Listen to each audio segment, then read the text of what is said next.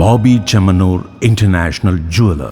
ലക്ഷങ്ങൾ ചെലവഴിച്ച ഒറ്റപ്പാലം നഗരസഭ നിർമ്മിച്ച aerobic compost unit mini MCF ആക്കി മാറ്റിയതിനെതിരെ വിമർശനം. ലക്ഷങ്ങൾ ചെലവഴിച്ച് ഒറ്റപ്പാലം നഗരസഭ നിർമ്മിച്ച aerobic compost unit mini MCF ആയി മാറ്റിയതിനെതിരെ വിമർശനം. ഒറ്റപ്പാലം കയറമ്പാറ കേന്ദ്ര വിദ്യാലയം റോഡരികിൽ 5 ലക്ഷം രൂപ വിനിയോഗിച്ച് നഗരസഭ സ്ഥാപിച്ച എറോബിക് കമ്പോസ്റ്റ് യൂണിറ്റാണ് ഇപ്പോൾ ഹരിതകർമ്മസേന വാർഡുകളിലെ വീടുകളിൽ നിന്ന് ശേഖരിക്കുന്ന മാലിന്യം സൂക്ഷിക്കുന്ന മിനി MCF ആയി മാറ്റിയത്. ഇവിടെ സൂക്ഷിക്കുന്ന മാലിന്യം പിന്നീട് നഗരസഭയുടെ വാഹനങ്ങൾ എത്തി ശേഖരിക്കുകയാണ് ചെയ്യുന്നത്. എന്നാൽ 5 ലക്ഷം രൂപ ചെലവഴിച്ച് സ്ഥാപിച്ച കമ്പോസ്റ്റ് യൂണിറ്റിനെ വെറും മാലിന്യ ശേഖരണ കേന്ദ്രമായി ഉപയോഗിക്കുന്നതിനെതിരെ വിമർശനം ഉന്നയിക്കുകയാണ് പ്രതിപക്ഷ കൗൺസിലർമാർ.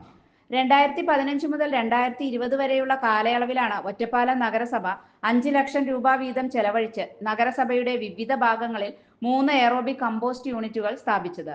എന്നാൽ നിലവിൽ നഗരസഭ ഷോപ്പിംഗ് കോംപ്ലക്സിന് സമീപമുള്ള യൂണിറ്റ് മാത്രമാണ് അവശേഷിക്കുന്നത്. അതും പ്രവർത്തന സജ്ജമല്ലെന്നാണ് പറയുന്നത്.